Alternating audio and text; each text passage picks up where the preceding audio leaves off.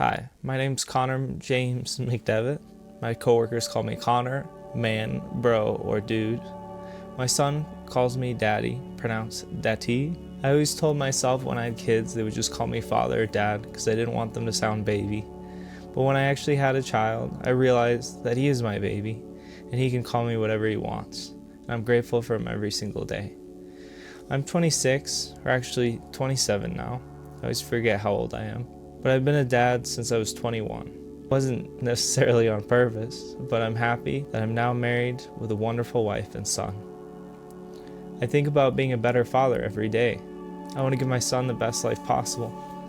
I also find myself constantly thinking about creating, painting, drawing, animation, and storytelling. One of my earliest memories is my mom taking me to her gym, and I sat on the ground with a new coloring book and enjoyed filling the pages very carefully.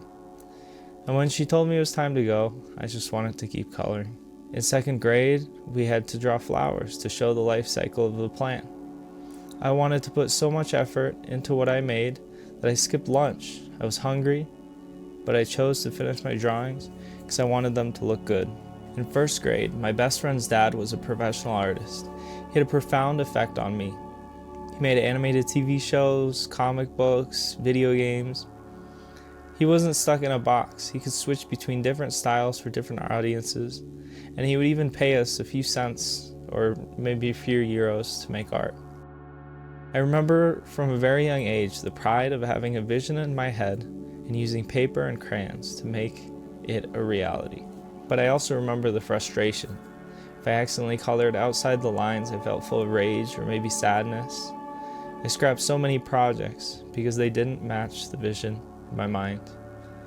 And as I've matured, I've realized that projects always turn out a little different than the exact vision in your head. It might be because of time, tools, or skill.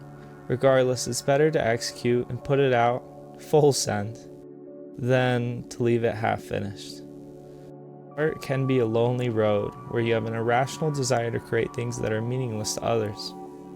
To be an artist, you have to accept the imperfections of being mortal.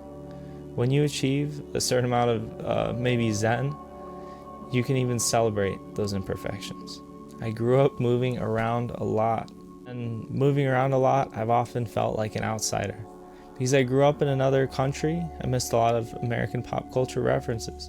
I remember kids trying to bully me with bad words. And I would just say, I have no idea what you're saying. It didn't work on me. Maybe I was too dumb to be bullied. As I've gotten older, I feel I fit in more places. But even now, there's sometimes where I might feel like an outsider. I think that's also one of the reasons why I'm drawn to creativity. It is a way to work with others. Art is communication. What is the point of only communicating with yourself? I would much rather be friends with the people around me and share with them what I'm proud of.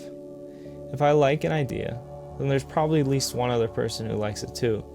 So if I'm not going to share it with those directly around me, might as well share it with the void of the internet. I'm at university in Idaho now.